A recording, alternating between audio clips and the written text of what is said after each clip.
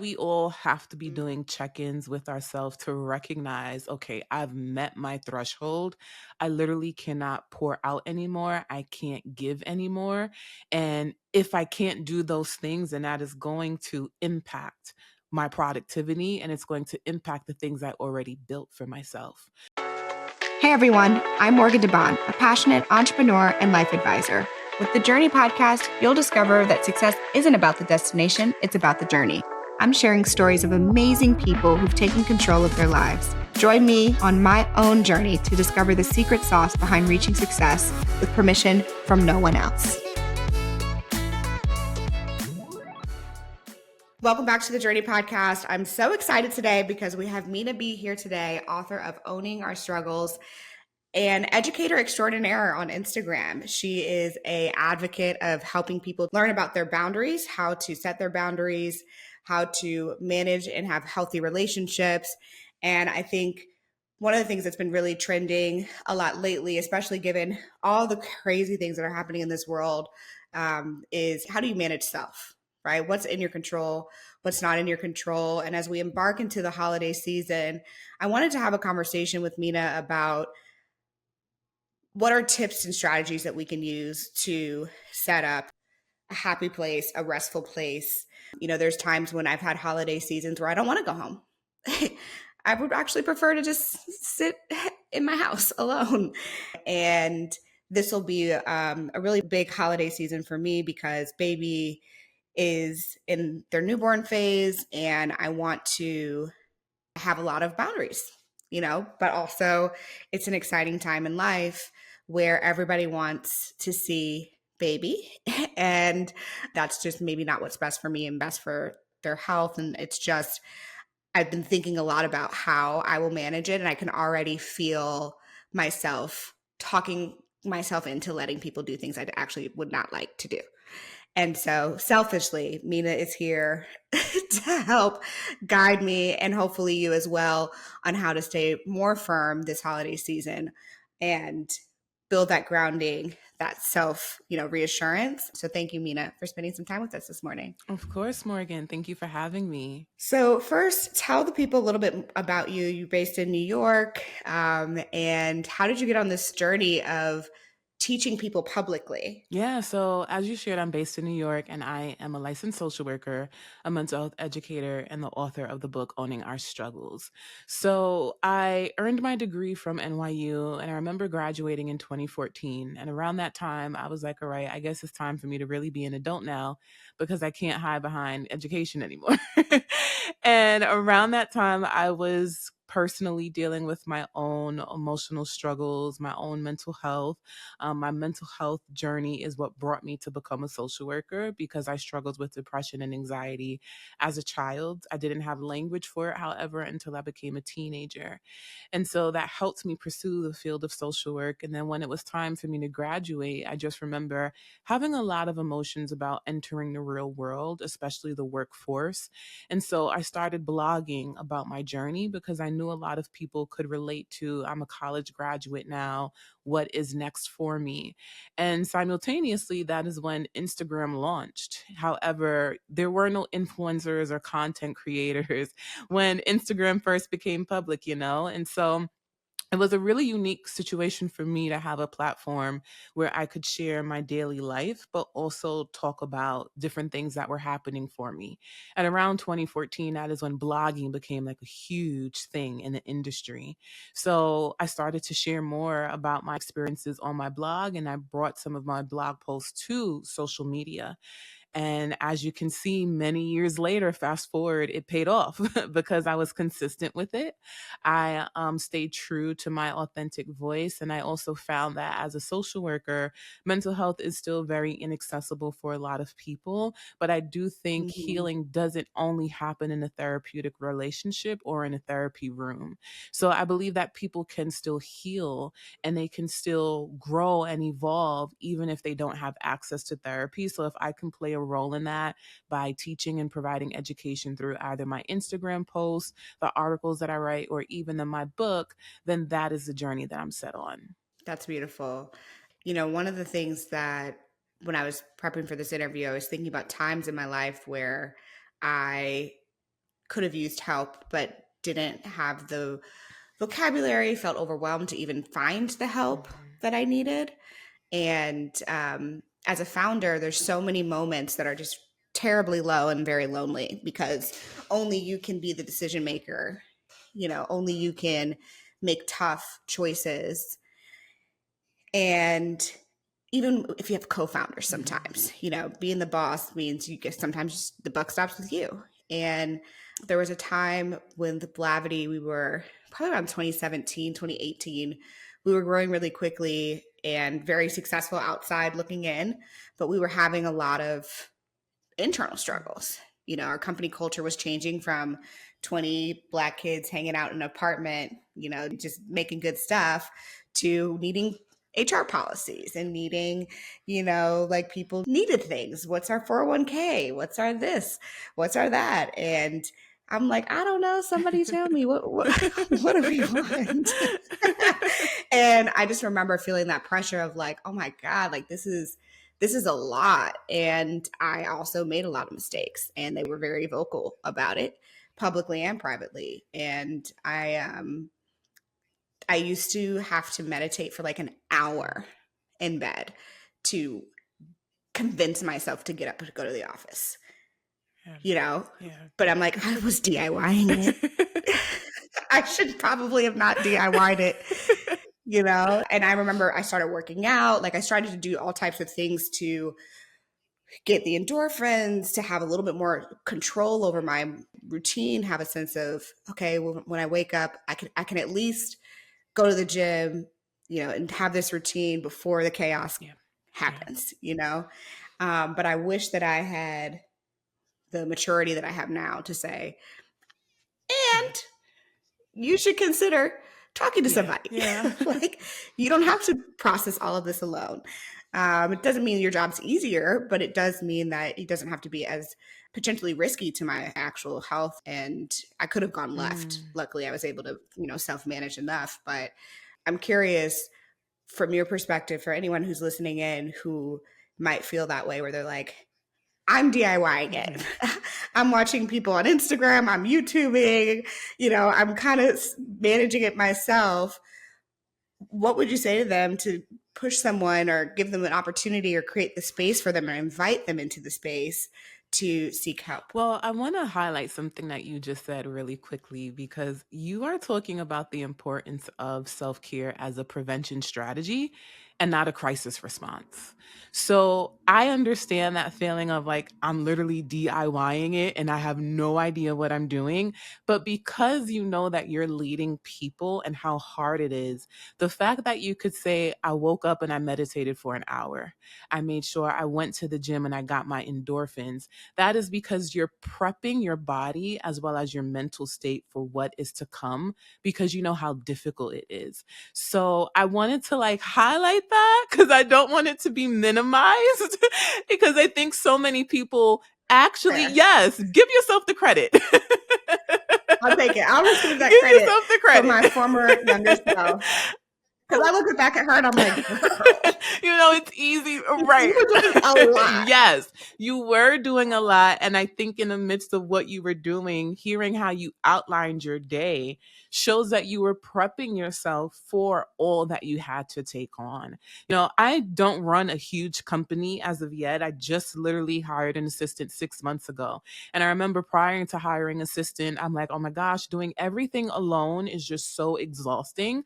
But then I got my assistant and I thought, okay, this is going to make everything easy. And then my assistant would come to me for guidance and direction. And I'm like, dag, like I still have to have a voice in all of Yeah. this.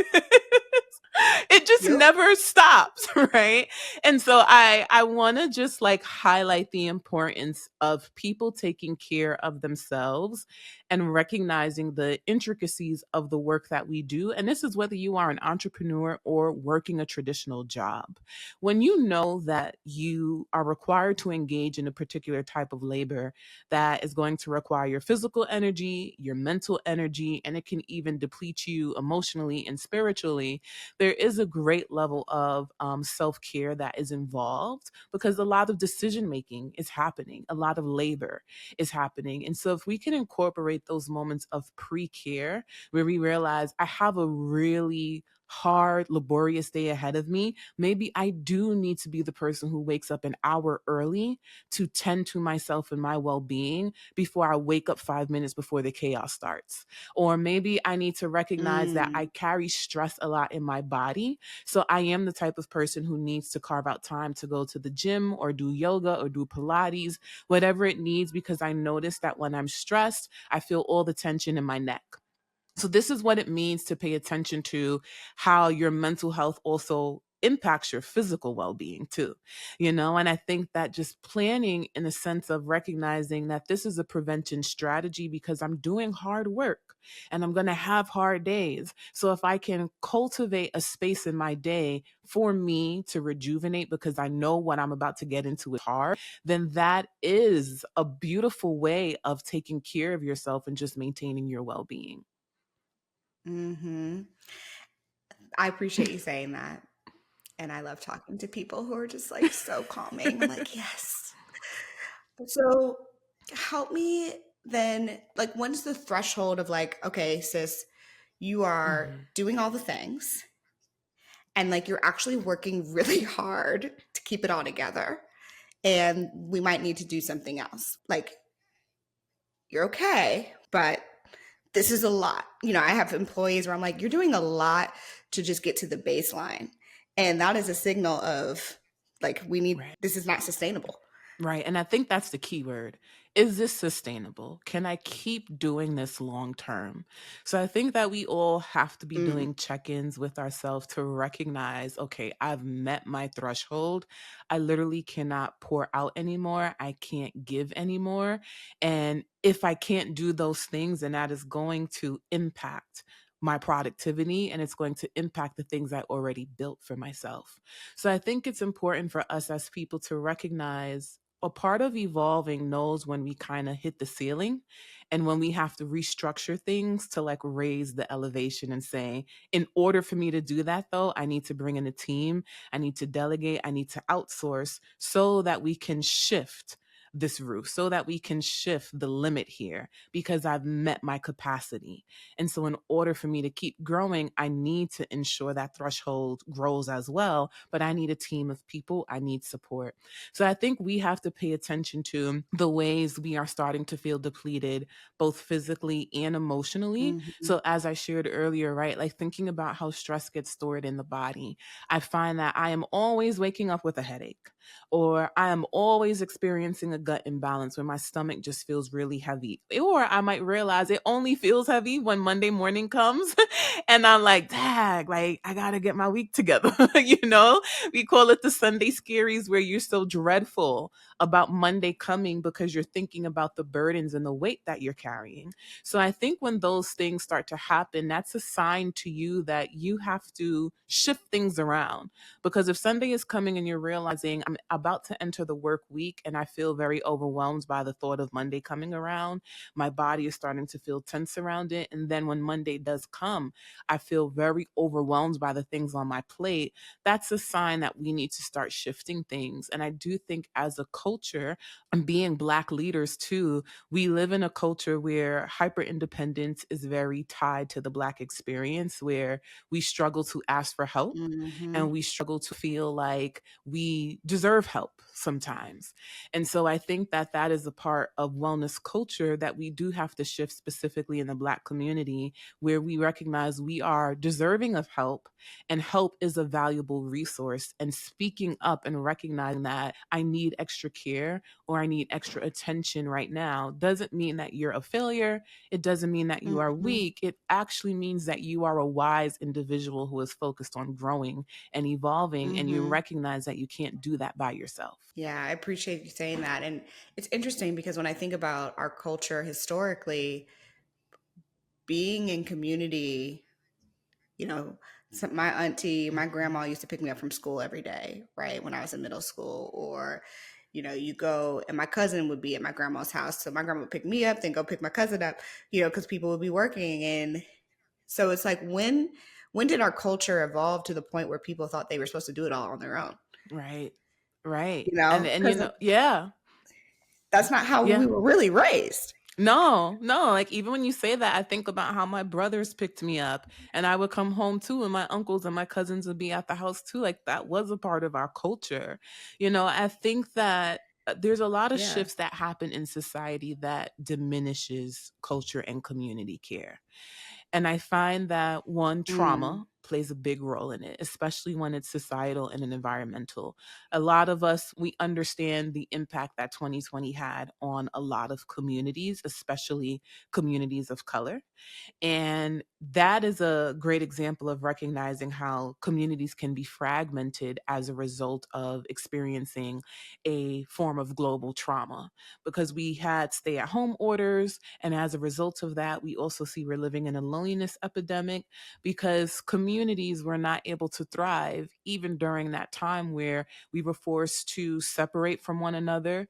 Also, thinking about the implications of when you live in a very dense population, a lot of people felt like they had to move out of the city, right? And so I think that on a societal level too, when we're also exposed to mass forms of trauma, we retreat more, we move more inward, because we're afraid. We are afraid of being mm, exposed. We're afraid of being seen. We're afraid of violence and being a part of harm, being harmed. And so I think that there's a lot that happens on an environmental level, especially in American society, because we already live in a culture that is rooted in pull yourself up by your bootstraps, right? And so if you can't do it alone, you are a failure. If you can't do it alone, you're not successful. And I do think that we have to right. redefine how we see community in our environment. Even thinking of childcare, you have a baby, right? I think of like how community care Hmm. is childcare. The fact that you can speak to, it wasn't my parents just picking me up, it was my grandma, it was this person. And I could even speak to my experience of it was my siblings who Yeah. were helping me or my cousins who were helping me, because community plays a role in caring for Hmm. children in our society.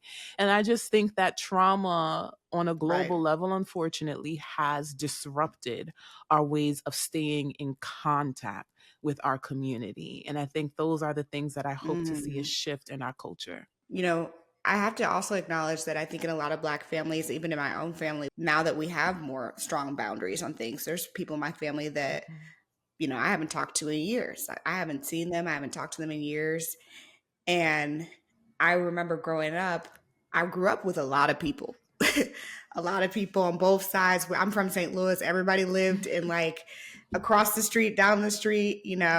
My aunt and my grandmother on my dad's side lived on the same street. My parents' first house and my grandma and grandpa on my mom's side, they could walk to when I was a baby, you know? And then I think as people grow up, there's fractions in the family, there's things that happen, there's death, which causes trauma and more fractions oftentimes. We had some unfortunate deaths that were, car crashes, things that people weren't planning for, right? And very traumatic growing up. And now I look back and I'm like, oh, man, I wish we had handled that better. Obviously, I was 10, so like not my responsibility. I wish that we as a Yeah. collective family unit had handled it better because I have no relationship with Mm. now some of my cousins who have kids. I'm like, your kids could walk Yeah. down the street, I wouldn't know who Yeah. they were. And I just, we're working on it, but it's interesting to me too, where it's like, have we created some of the problems that we're also trying to solve? In other words, like, because we're putting up all these boundaries and all these things, are we becoming more isolated versus Mm. figuring out how to work with people who maybe have things that you don't like, but you don't just write Yeah. them off and just say, you're dead to Yes, me. absolutely. I think that I am always like helping people understand the context of relationship in community care building is recognizing that difficult Mm, conversations are necessary in order to preserve relationships. And I think that what's happening when we talk about boundaries in relationships is, I always say boundaries is a lifeline into community. When I express a boundary with you, it's because I do want to preserve this mm, relationship, but I want you to know that these are the limits that I have in place, and I need you to respect and honor that thing for me. And I think sometimes what we're seeing Mm. happening is avoidance culture masked as boundaries. And so the moment you make me upset, I cut you off instead of recognizing, right? Let's get into it. Like I can also have a conversation with you about your actions and your behaviors and how it impacts me. And I can also learn to adjust the way I show up in these particular relationships and recognize that maybe you don't have the skill or Mm-hmm. maybe you don't have the capacity, or recognizing that you may not be the thing that I want you Mm-hmm. to be, but there's still a way that I can have a relationship with you. I think sometimes what we're doing is we're putting up a wall, and the moment we feel uncomfortable with something, we say, Mm-hmm. that's it. The relationship is over. Because I hear a lot of people say, well, I erected a boundary and this person Mm-hmm. got angry and I can't believe they got angry. So I cut them off. And I have to have the follow up question, since when are people not allowed to be angry? Since when are people not allowed to be disappointed? When you Mm. set a boundary, you cannot control someone's emotional Mm. response to your boundary. Because what you're saying is, you feel an emotion. I don't Hmm. like the emotion that you have because I expected you to just be okay with it. And so there's this sense of control. I set the boundary, but I'm also trying to control the outcome. You can't have both. You can only set the boundary. And I think that is the part of the Mm-mm. boundary conversation that is missing, where I feel like people are doing all this work where I'm setting boundaries, but they're also not doing the work of managing discomfort. Because when you set a boundary, someone is going to have an emotional response to it, because guess what? We're all human beings. We're allowed to feel things even when those feelings are Right. difficult. And there is a difference between someone having an emotional reaction to something versus someone engaging in a problematic behavior. I can be angry, but I can learn to manage my Mm. emotions to the point where I don't cause you harm. So we have to be okay with people feeling Mm-hmm. things. And I think our avoidance of feelings is the reason why we're so quick to say, you know what? I'm done with you. Put the wall up, block you, don't contact Mm-hmm. me. No, you can't come over for Thanksgiving. Like, no, I don't want you showing up at Nothing. my front door. Right. And it's just like, can we all learn to just sit with Right. the discomfort of difficult emotions and recognize that? No, right? Some of us don't want to. No. Some of us don't want to. I have so many people in my family who I'm like, they already know what's about to happen, because I'll get the text message and I'm like, oh, they just like being disappointed, but it's all right. I know they're gonna be upset. And I'll just respond. And well, guess what? That's They'll right. be angry. And I'm like, well, I already knew you was gonna be angry, but I still love you. I'm not Yeah. gonna block you. Feel free to text me all you want. I'm gonna keep Right. saying no. But I could still have a relationship with you because That's I right. am comfortable That's with right. knowing that you are going to be upset with things and I could deal with that. I can deal with you being angry. And if you try to cross those Mm-hmm. boundaries, I've also learned to be comfortable with having that hard conversation to call you out and say, hey, you're doing it again. I already told you no once. I need you to stop asking me. I Mm-hmm. don't need to put the wall up. But that's because I, as a person, have learned to regulate myself to deal with other people's difficult emotional responses. And I think that is something that's missing from this conversation, where Mm. we don't know how to regulate ourselves when someone else is upset. So we just say, I got to cut you off because you're bringing up a difficult emotion in me that I still have not learned to master or reconcile with. And because you're forcing me to do this Mm-hmm. next layer of work, I just don't want to do it. I'd rather just cut you off completely than be introspective and say, oh man, this person is Yeah. making me feel uncomfortable. And I'm realizing that this discomfort is making me want to people please, but I have to manage my people pleasing and just stand firm in my boundary. And I can be firm in my boundary and still be in a relationship with you when you don't like my boundaries. Yes.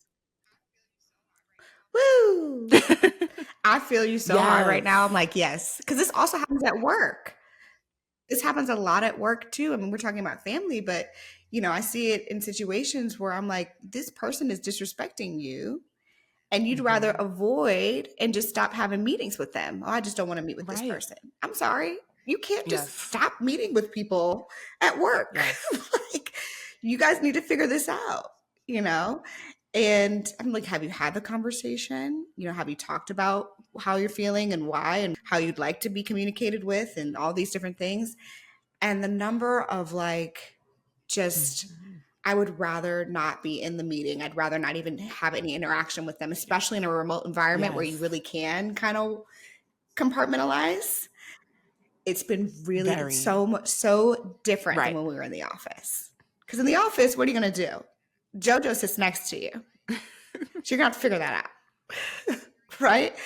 And I'm curious what tactics you suggest to people if they find themselves having avoidant behavior or that very detached, like, okay, I would prefer not to be uncomfortable and be exposed to these reactions to my boundaries. How do people build that muscle? How do people get better at having these difficult conversations? So I think the first thing we have to do is really reframe the way we think about approaching these situations. I always tell people that feeling discomfort is not always synonymous with feeling unsafe. Because I think what happens is we feel very dysregulated in our Mm, bodies, and sometimes a particular experience could bring us back to an experience that happened 2 weeks ago, or an experience that happened months ago. Or we project and we say, well, this person is going to respond this way. And we create these generalizations because, well, of course, Morgan is going to react this way when my last boss reacted this way to me. And the reality is, Morgan is not your last boss, right? And so I think there's a big sense of reframing that's that we right. have to do with how we approach these situations, because our thoughts can be the first thing that gets in the way, and our thoughts and our emotions are going to influence how we behave. Mm, So the first thing we have to learn to recognize in a situation is, I feel very uncomfortable about this, but I'm still safe in my body. And I do know that mm, there are circumstances that can feel hmm threatening. There are circumstances that can feel unsafe.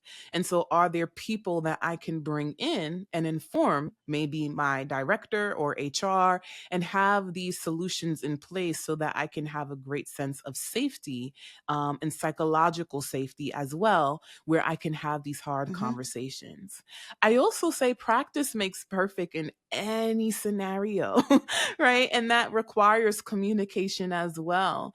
When we are in relationship, and this can apply to family, but hmm we can also utilize this in a work environment, we have to have a restorative framework where we recognize, as humans, there are going to be ruptures that take place, but we can't just leave the rupture there. It's like having a hmm wound and just saying, let the wound heal on its own, when we know that wound needs care and it needs stitches, right? And so sometimes we have to realize there's a problem mm, that exists, but the care that it needs is my communication.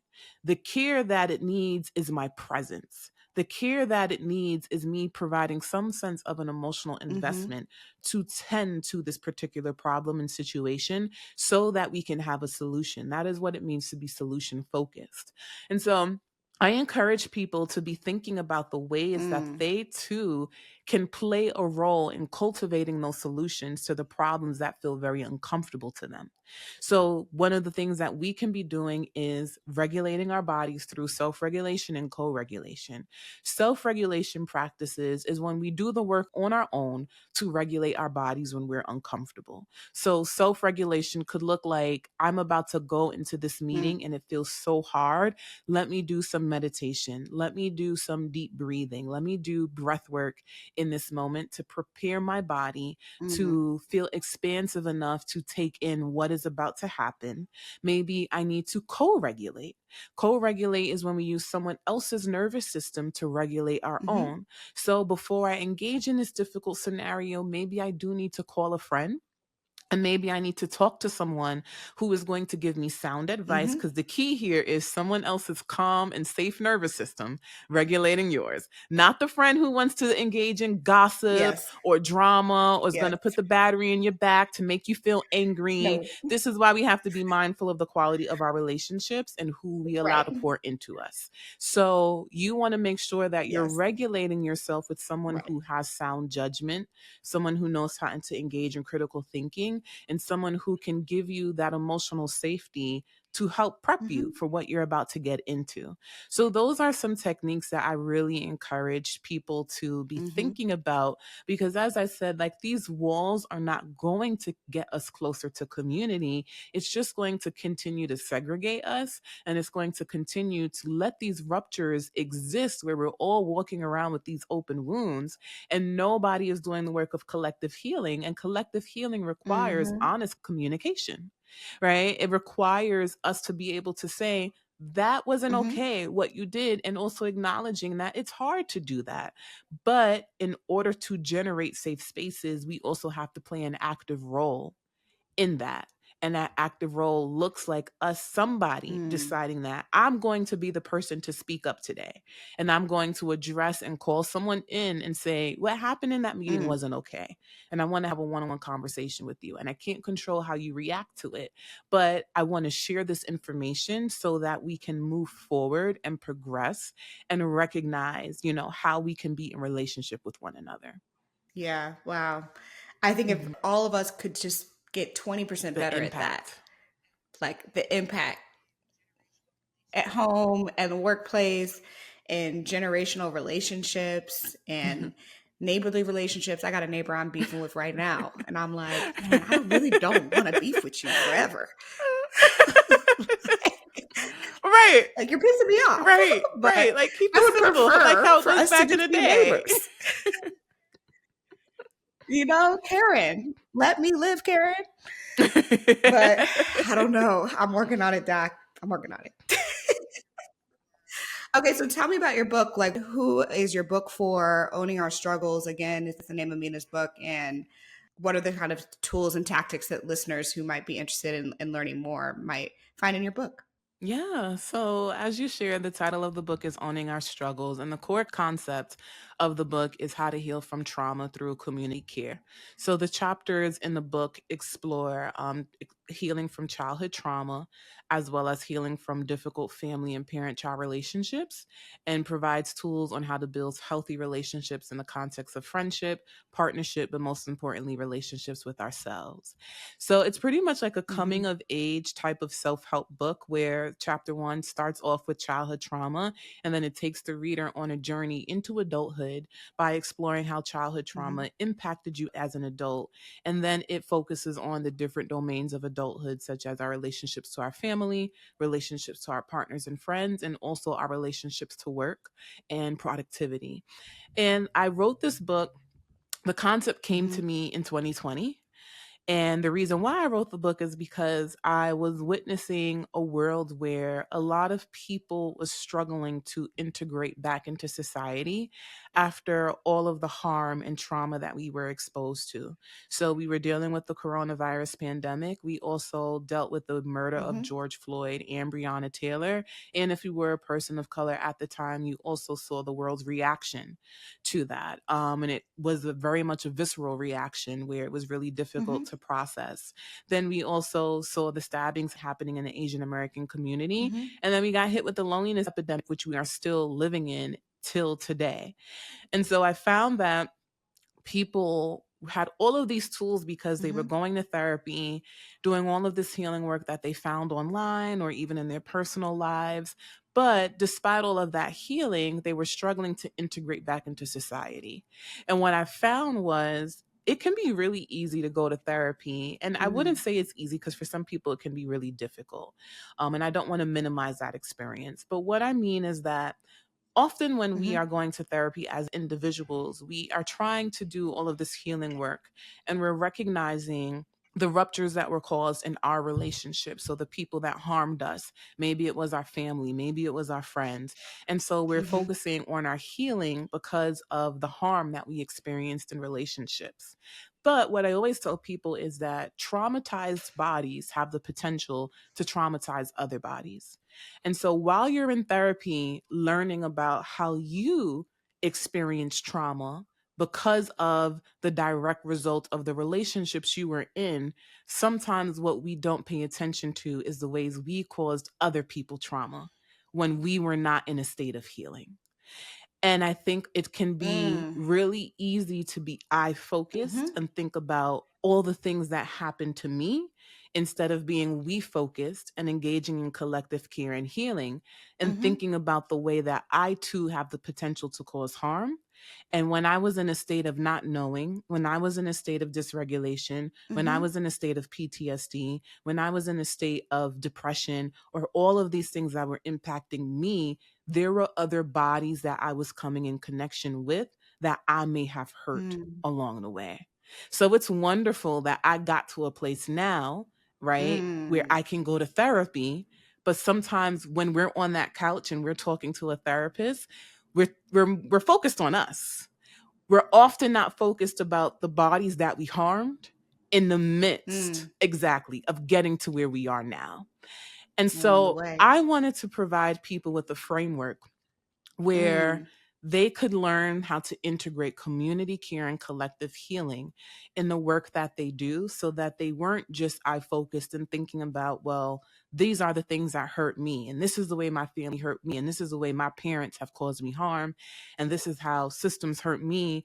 I wanted to invite people to be reflective enough to say, in the midst of my brokenness, in the midst of me being traumatized, in the midst of me being dysregulated, I too need to be mindful of other people and their needs and how I hurt them and how I show up for them. Because this is what it means to engage in Mm. reciprocity. And we need reciprocity to have healthy relationships. So, the same way I want people to hold Mm-hmm. themselves accountable for the ways they harmed me, am I also doing the reflective work to say, there was a point when I didn't know better, or there was a point where I did know better and I still chose to do what I wanted to do, and it caused harm. And so that is what the book centers on, where was I'm thinking about that all the my exes. problem? I'm like, man, And was I that is an invitation to deeper connection. the You problem? know, I think it can be really scary to ask yourself that. Am I the problem? Yeah. Am I the common denominator here? But if we want to Yeah. grow and if we want to evolve as people, I think we do have to ask ourselves that question sometimes and recognize that sometimes being faced with the truth is hard.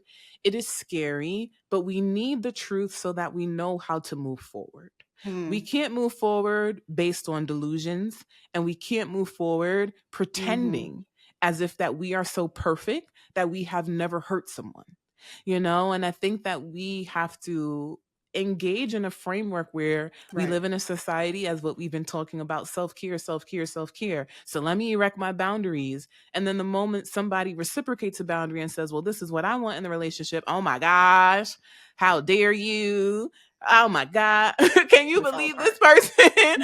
Right? And so Yeah. collective Can you care believe means, this? am I engaging in reciprocity? Yeah. Am I using my power, privileges, and resources to help those who are in and outside of my scope of reach? But also, am I being somebody who is reciprocal, where I can be mindful of the things that I want, but also be mindful of the ways I show up in relationship, and I'm honoring the needs of the people around me? So let's say you're listening to Yes. this and you're thinking about all the times when you've been dysregulated and you've been struggling and you made it through, but you're like, you know what? There's definitely people Mm, mm, that in hindsight, I was the problem because I didn't have the capacity. And so I opted out. So I have a girlfriend who, one of my best girlfriends, right? But we didn't talk to each other mhm, for years because I was like, I ain't got it. I don't have the mhm, capacity.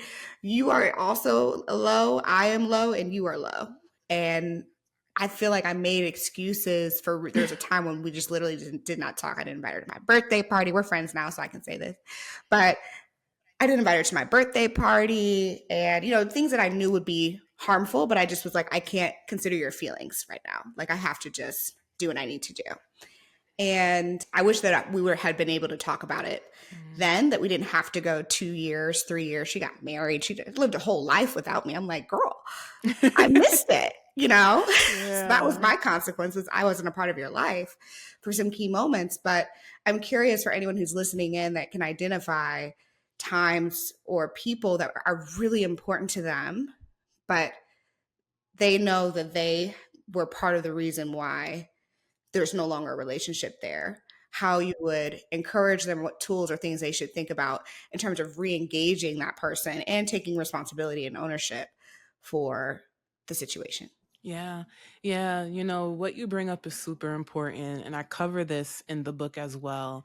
There's a few concepts, and the book is filled with so many exercises and practices for each chapter that explores each theme so that people can have those tools and Hmm. resources. But in this context, I talk about the importance of self forgiveness and compassion in the book as well. And the reason why this is so important is because when we can't forgive Hmm. ourselves and we can't learn to be compassionate with ourselves, it leaves us in a state of pity, and pity leaves us in a state of a victim mindset. Hmm. And so it's kind of like that woe is me. I'm a terrible person. I could never Mm. get better.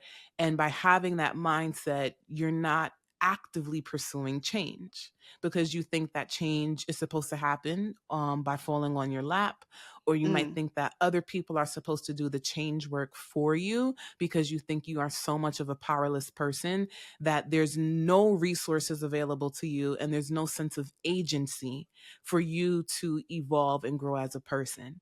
And I think in order for us to engage in self efficacy, which is a person's motivation to change, we also have to learn to forgive ourselves for the moments where, like you just shared, I was at my lowest point.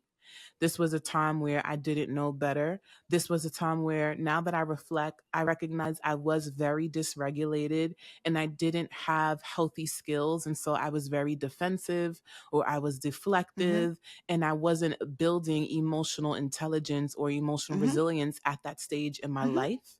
And so I have to forgive myself because that's where you were. We can't go Hmm. back and change history.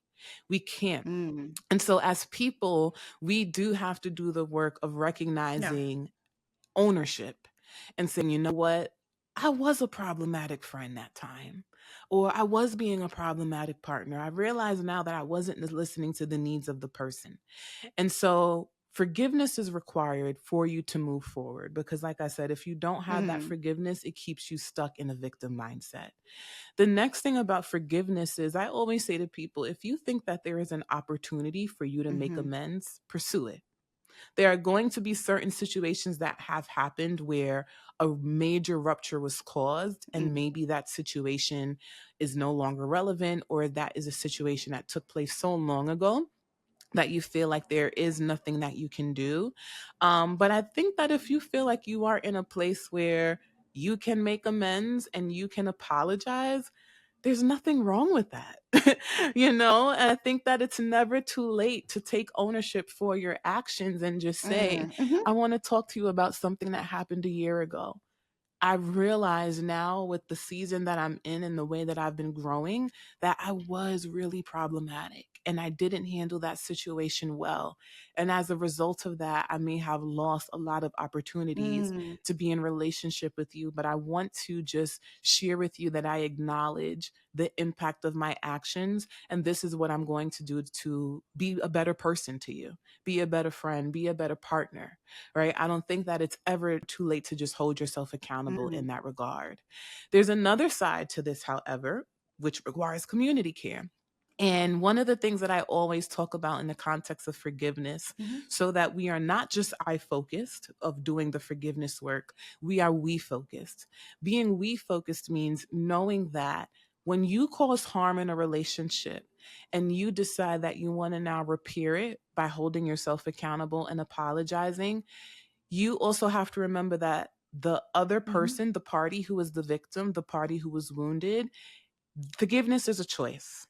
And it is up to them to decide how they want to maneuver in relationship with you. Yes. Because I think we live in a society where I see this happen a lot, where people will say, but I apologized. So why didn't they get over it? I apologized. So why you don't want to go to brunch with me on Saturday when I just apologized to you on Tuesday? Exactly. I Exactly. accept your apology Exactly. and I Right. maintain my So boundary we too have to have a realistic for now. approach Yeah. where, when we cause harm and cause ruptures in relationships, those people also have a right to decide how they want to maneuver in relationship with us. They also have a right to decide Mm. what they need to heal. because I could Mhm. accept your apology and want deeper relationship with you, but I may Mhm. not be ready for it yet because I'm still dysregulated. I'm still healing from the rupture. So I understand that you apologize, but your apology isn't the equivalent of just putting a band-aid on a wound that needs stitches. I still need to do some inner healing before I could rebuild trust with you. It's like Right. when even in relationships with couples, right? I'll hear stories of this person cheated Mm. and I said sorry. So can we just act like things went back to normal? No, like we need to rebuild trust. And so the fact Yeah, that I am yeah. even willing to give you that shows where I am Boom. in my own emotional journey, Mhm. where there's still love, there's still care, and there's still desire. But you also have to give me the space as a human being to heal and not put a time limit on it and say, Right. well, when are you going to get over this? When is this going to happen? Right? Because time doesn't heal wounds, it's the investment in the healing process that does. Right. And so I just want to share that perspective as well, because I think forgiveness culture creates this belief that forgiveness means reconciliation. And there are some Mhm. people who will say, I actually forgive you, but I'm not ready to be in friendship with you. Or I forgive you, but Mm. I'm actually not interested in continuing further in this romantic relationship. So That's there's no hate, there's no animosity. If I see you walking down the street, we can say hello, we can be cordial, but I'm not interested in right. having brunch with you tonight. I'm not going to pretend that what happened didn't happen. And that is what it means to engage in community Right. care around the concept of repairing ruptures. Beautiful. I want to do a quick rapid fire on just a few concepts from a vocabulary perspective because I hear these things a lot, Mhm. and I'm curious how you define things. So people talk a lot about gaslighting. Like, I don't want to be gaslit. Can you explain gaslighting? Yes. So gaslighting is a form of psychological manipulation. What's happening is when somebody is gaslighting you, what they're trying to do is pretty much distort the sense of reality, your sense of reality. So they will say things to you like, that is not what happened. They will literally rob you in front of your face and say what you saw isn't what it really is. So the goal here is some sense of power that they're trying to have over you, hence the manipulation part. And what they're trying to do is skew your version of reality Mm, so that you can either forgive them, or mhm, just have a different perspective from what actually took place.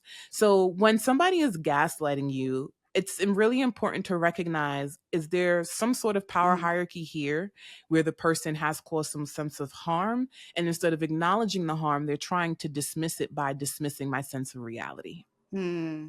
So, how do people communicate and have conversations with people who maybe have a sense of truth that isn't true? Yeah. Right. So, how do you acknowledge someone's truth and say, I acknowledge this is your truth? Hmm. I'd like to propose an alternative perspective without Yes. being a gaslighter, because that's sometimes where I struggle, where I'm like, I just don't agree that that's what happened, Yes. and like I don't agree with the facts. And I have people have said, "You're gaslighting me." And I'm like, I'm not trying to gaslight you. I'm not trying to say that you have a fantasy world, but I am trying to say maybe there's some self awareness and some alternatives here. Is there a better way to have that conversation? Yeah, so I think that it's really important for us to be able to have healthy disagreements. And I like what you're sharing because that is a normal part of conversation. That is a normal part of experiences where sometimes people are going to have a different perspective. And them having a different perspective doesn't mean that they're gaslighting you. When they're gaslighting you, what they're trying to do is shift your narrative of the story. So instead of saying, I disagree, and this is my perception of a situation, they're taking what you're sharing and trying to distort it so that you feel crazy about what happened, because that's where the emotional and psychological piece comes in.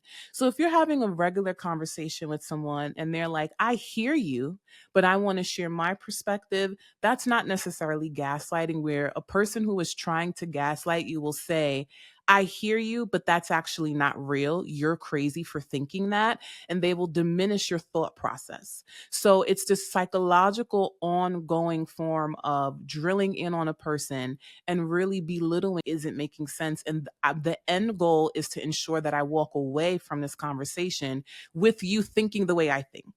So there is no space for us to have differences. That's not what a gaslighter wants. They're not interested in honoring That's right. differences. They're interested in making sure that they have force fed you Right. information and distorted your perception of something to ensure that you walk away with whatever their intended goal for the conversation was. I think Yes. that's so Yes. critical because I think we're labeling a lot Of of opinion. gaslighting Yes. as not as gaslighting, but it's not. Yes. It Right. is just Right. difference of All the opinions time. about facts. And that happens all the time. But to your point, when there's a power dynamic, then that can be challenging. And I acknowledge that I'm oftentimes in the privilege of power in conversation, and it's something that I've had to think through. Like, okay, well, how can I say this differently so someone's reaction isn't Yes. "you're gaslighting me," and I'm like, well, Right. not really. Like, here's the facts. These are not Morgan facts. These are documents. These are statistics, or these are receipts. And let's talk about the receipts. And that has been my way of trying to really make sure Yeah. I'm not doing that. But that's like the only defense mechanism I know. It's like, Right. here's all of the data. Can we agree on this data set? And then we can have a conversation on, all right, what happened? How do we get here, etc., as opposed to that's not going right, or just really going into attack mode, which is how I used to do it back in my less emotionally intelligent days. Yeah. Yeah. And I think I like how you're outlining it, because there are times where we present people with facts, but like I said, I think the key thing when we're concerned about being gaslit is this person trying to distort my reality? Is this person trying to make me feel crazy? Is this person trying to impact my self-esteem? Because that is a big part of it. Like, that psychological piece is the Mm, piece that we really have to hone in on. right. So this person is really trying to skew the whole sense of reality, where you don't even have confidence in yourself in the way that Hmm. you think, because that's how deep it is. And I do think that for some people it can, if you're not Right. receptive to certain things, it can Yeah. feel like someone is gaslighting you. But I do think it's important to know, like, is this person still honoring that we have a difference of opinion versus trying to just skew my reality, impact my sense of self, take away, try to distort my worth, or different things like that, because that is what a gaslighter's goal is. Yeah. Yeah. I think that's, and the intention part, it also sounds really important. It's like, what is the Exactly. intention Exactly. of this conversation? And control, emotional degrading, emotional abuse, belittling you, reducing your sense of self, that's a whole different ballgame. Are there any other terms that come up that you feel like we as a culture like talk about a lot, where we're maybe as a culture also going a little too far? Yeah, I mean, I think narcissism is Oh, yes. definitely Oh, he's a narcissist. he's a I do that all the narcissist. time. I'm like, oh, they're a narcissist. I definitely think that, hey, I don't think we can abide by data when it comes to narcissism, due to the fact that people who are narcissistic don't go to therapy, and if they do Mm, try to go to therapy, they generally don't have a long lasting relationship in therapy, when their therapist realizes, oh man, this is a narcissist, and they get called out in that therapeutic relationship. So I know some people will say, well, according to the data, only 6% of the population, but there are so many people who are undiagnosed, right? And so I don't want to like try to gatekeep the word as a professional, yeah. right? But I do think that we have to have a clear understanding of certain characteristics that a person will present when they're narcissistic. And the reason why I say that is an overused word is because I'll hear people say, like, having boundaries makes you a narcissist, or Mm, choosing yourself and trying to practice self care makes you a narcissist. That is mm, not the definition. Those are not characteristics of a narcissist. People who are narcissistic manifest in different ways, because narcissism is also tied to many personality disorders. mhm, But key elements of someone who is a narcissist is somebody who is a pathological liar, someone who mm, has grandiose self esteem, very inflated self esteem, to the point where they are just so ego-driven and I-focused. They don't care about the needs of other people at all. So Mm. this is the person who will draw a boundary and walk over anybody else that's around them. They will also engage in gaslighting, where they're causing you to question yourself, question your worth, Mm-hmm. question your ability to engage in critical thinking, because they also have a underlying desire. These are also people who might love bomb you in different ways. Love bombing doesn't only have to be, I'm providing you with a bunch of tangible gifts. It could look like Mm-hmm. somebody who shows up in a way where they're providing you so much emotional support, but it's very transactional. So Mm. they swoop themselves in at the right time to wipe your tears, to tend to you. And next thing you know, they're making a Okay. request of you, or they're gone, Yeah. right? Because they need something, right? So there are so many different elements that make someone qualify for narcissistic personality disorder that we can't just say, well, this person set a boundary with me, and so that means they're a narcissist. So Yeah. I will Prioritizing say, self does right. not make you a narcissist. Exactly. Exactly. Me and this person had a disagreement, so they're a narcissist. Like, that's not what it means. So I Yeah. do think it's just important that we consider the other characteristics that's required to diagnose someone. And we shouldn't be diagnosing someone. But again, I do understand that there are people moving through the world who have narcissistic tendencies, or who are narcissistic but undiagnosed.